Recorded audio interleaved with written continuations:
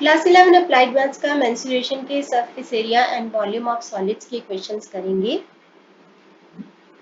Curved surface area of a cylindrical reservoir 12 meter deep is plastered from inside with concrete mixture at the rate of ₹15 per square meter।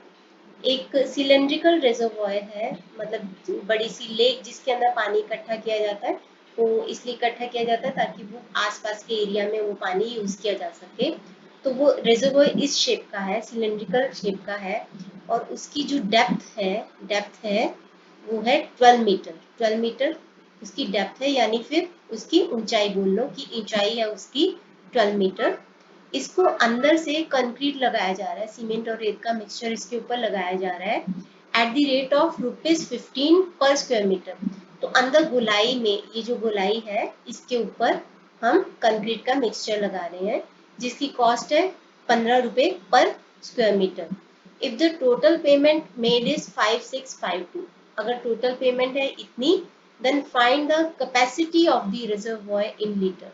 Capacity का मतलब होता है उसका volume पता लगाओ, और volume का फॉर्मूला सिलेंडर का होता है पाई आर स्क्वायर एच। यहाँ पे हमें एच तो दे रखा है लेकिन आर नहीं पता, तो आर पता लगाना है। वो हम पता लगाएंगे जो इंफॉर्मेशन दे रखी है उसके बेसिस पे। अगर हमने टोटल पेमेंट की है 5652 और 1 स्क्वायर मीटर की जो पेमेंट है वो ₹15 है, उसके हिसाब से हमें पता चल जाएगा कि कर्व सरफेस एरिया कितना है। क्योंकि कर्व सरफेस एरिया क्या होता है, जो कि गोलाई होती है। तो कर्व सरफेस एरिया का पता लगाने के लिए हमें पता लग जाएगा यहाँ से। टोटल पेमेंट है 5652। कर्व सरफेस एरिया जो होगा वो क्या होगा, जितना सरफेस एरिया होगा उसका फॉर्मूला होता है 2 पाई आर एच इंटू 15 के हिसाब से उसकी जो टोटल कॉस्ट है 5652 है, 5652 है। तो 2 पाई आर एच अगर हमें निकालना है तो 5652 को 15 से डिवाइड कर दो, 15 से डिवाइड कर दो। अब हमारे पास यहाँ पे क्या क्या दे रखा है, देखो 2 पाई का फॉर्मूला, पाई का जो वैल्यू है वो दे रखे 3.14, आर आपको नहीं पता, एच आपको दे रखा है 12। तो इसके बेसिस पे आप आर निकाल लोगे। तो आर निकाल लेंगे, इन सारी को इधर ट्रांसपोज कर देते हैं।